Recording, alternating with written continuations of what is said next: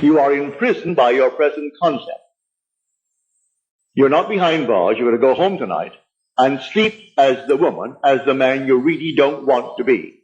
So you are in prison. Now look into the perfect law, the law of liberty, and persevere. Do not only be a hearer of what to do it. And you will be blessed in the doing. That's what Scripture teaches. Go home and read it. I am not misquoting. I am quoting accurately from the Epistle of James in the New Testament. And this is the story that I'm trying to tell everyone in the world.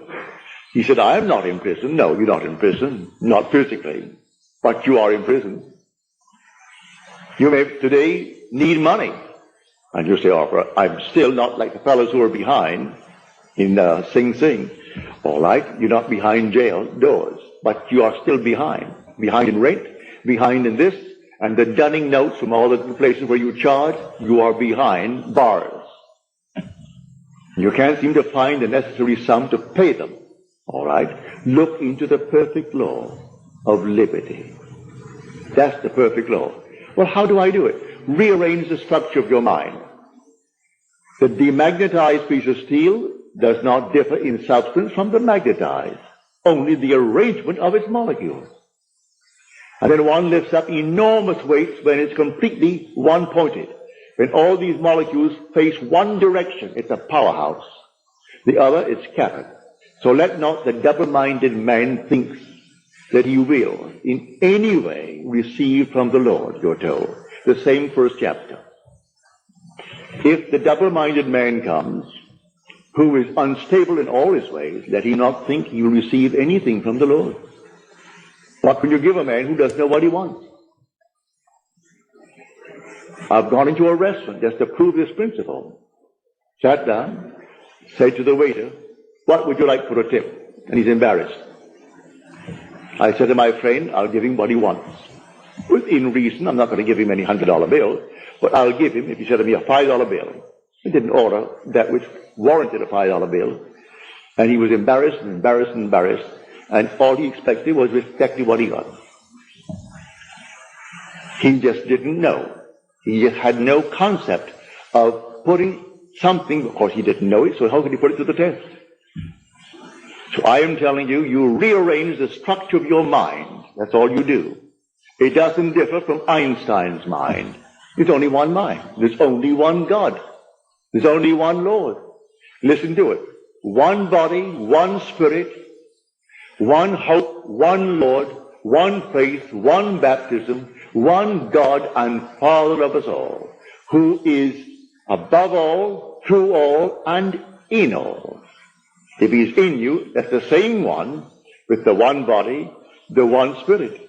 So I'm not using a different mind. It's the same mind, but differently arranged. Go into one room and you see that someone doesn't know what to do with their furniture. Bring someone in who knows how to set a room. Come back an hour later after she's through with it, and you will think you're in an entirely different home. My wife used to pull that on me all the time. I'd come home and think I've just stepped into the entirely strange apartment, and wonder if I'm really at home. And she was hiding some other place. She had completely rearranged the structure of the furniture. It looked like an entirely different home. But she had that sense how to do it. And so she did it. So, with what you have, all you need is exactly what you have. For you have the mind of God. It's not a different mind, the same mind. And you simply rearrange the mind by a mere assumption. What would the feeling be like were it true? That I am now the man that I want to be. Now the woman that I want to be. But it's added, but persevere. You must persevere in it. If I call you now and you answer, it's one thing. Well, will you respond an hour later to the same call? Then if you persevere, you will. If now, an hour later, you think of yourself as you now, when you dare to assume that you are now the man that you want to be, an hour later, are you still assuming that state? If you're not persevering. You are the hearer who looked into the mirror with his natural face and he saw it. Then he went his way and at once forgot what he looked like.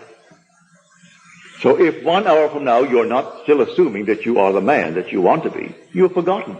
You are the hearer and not the doer. And he warns us of the vast difference between being a hearer and being a doer. The doer acts. God only acts and is in existing beings or men. So bear in mind that your wonderful world is not bounded by your senses. You perceive far, far more than your sense, no matter how acute it is, could discover.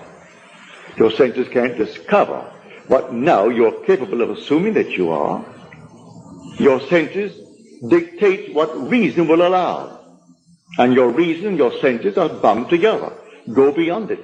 For what you now know from experience, what you know from the past, will not be what you will know when you know more than you now know. But having done it and proven it, I know more than I did when I was bounded by my senses. When I couldn't get out of a certain island on time to meet a commitment in Milwaukee, I knew what I did in the army. I simply applied the identical thing, and I got out.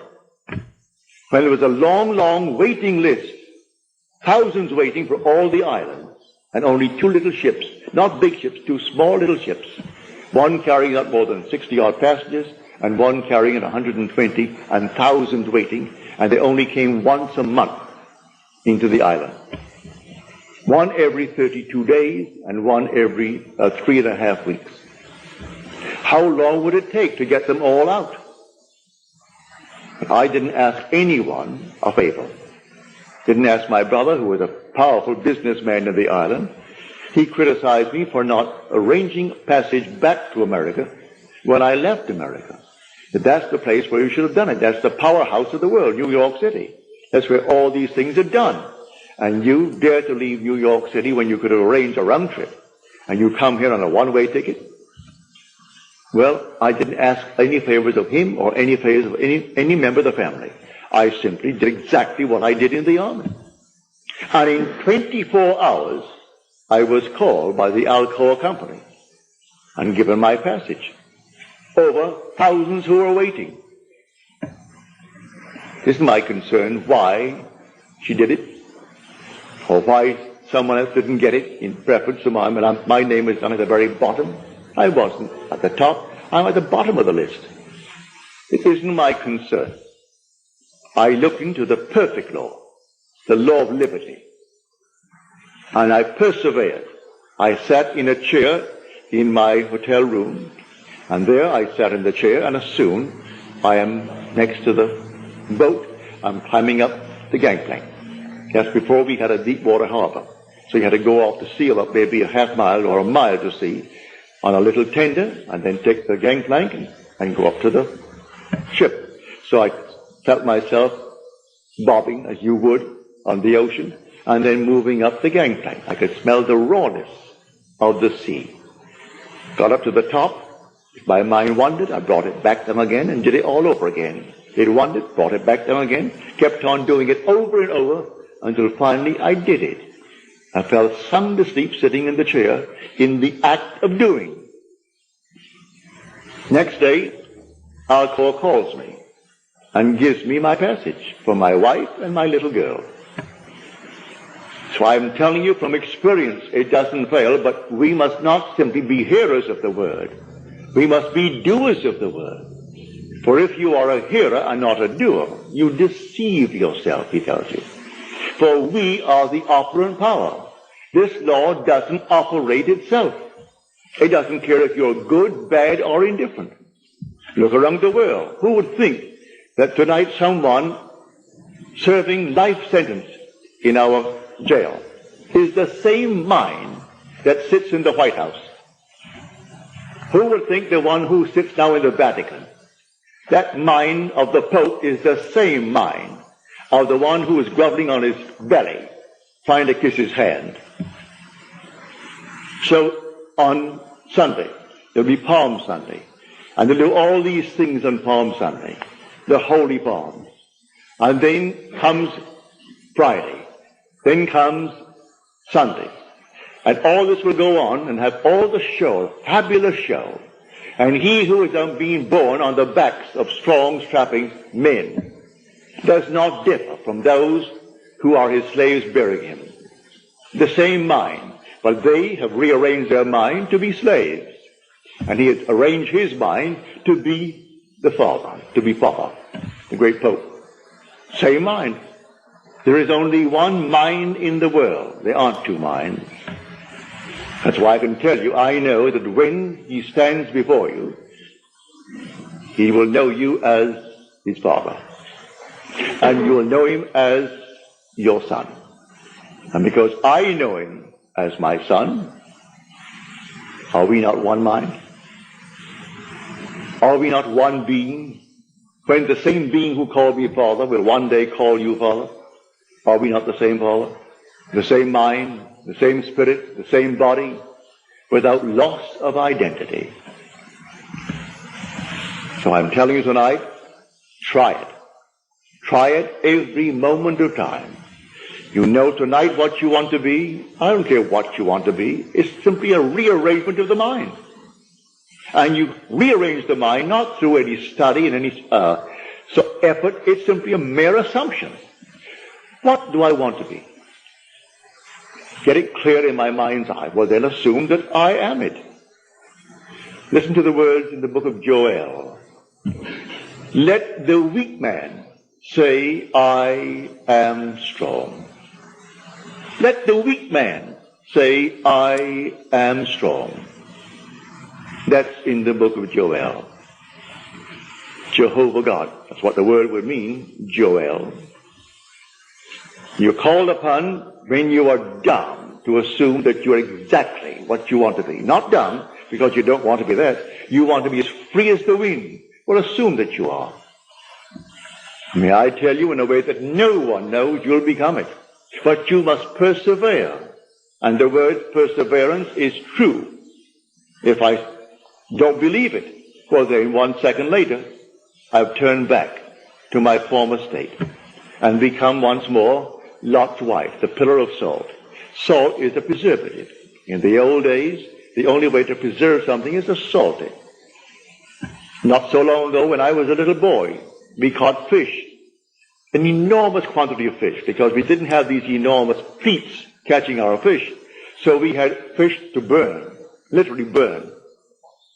If they didn't get in before, say, 3 o'clock in the afternoon, what did they have?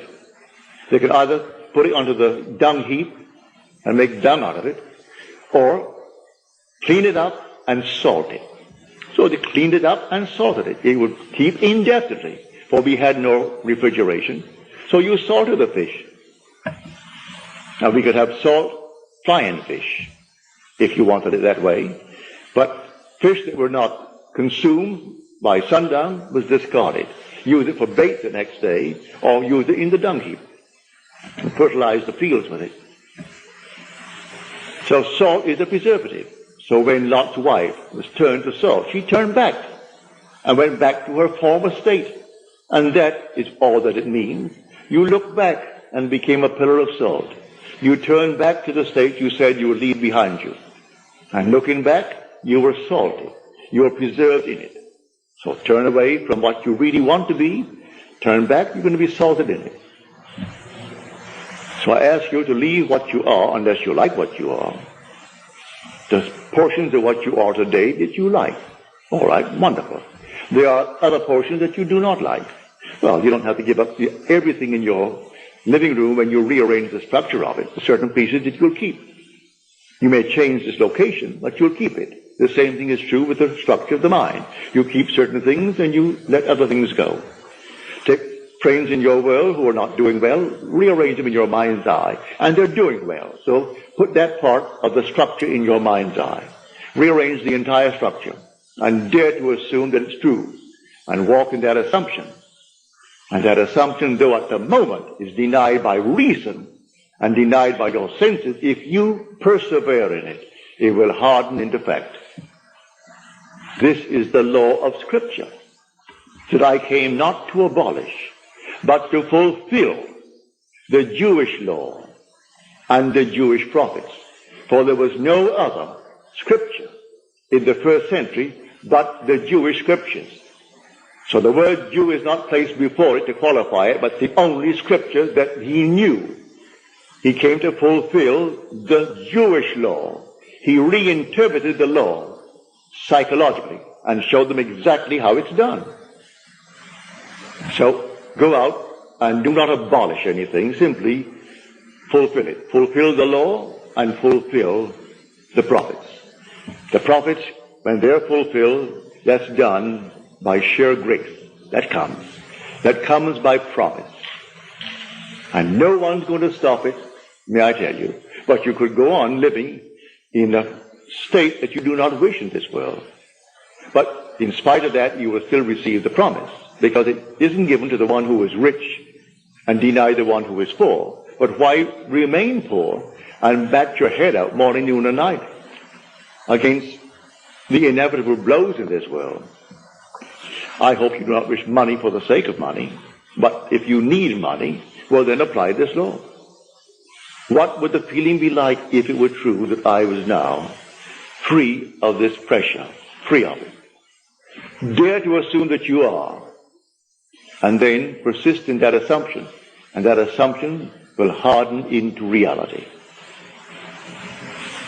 So this is my lesson tonight. I think you have found it a very practical one. But I must remind you, you can either be the hearer of what you heard tonight and not the doer. It is my hope that you will be the doer of what you heard tonight. And that when you leave here in the assumption, not wait until you get home. Leave here in the assumption that you are already the man, the woman that you want to be. And then between here and home, think of the man that you have assumed that you are, and let that assumption spring in your mind constantly. You are that man. Go to bed in that assumption. Maybe this night, as it did with me in the army, something will come, and a voice will speak. And when vision breaks forth into speech, the presence of deity is assured. And maybe you will have confirmation that what you have dared to assume is. I know in my case it came that way. But it will come whether it breaks forth into speech or not, if you persist in the assumption.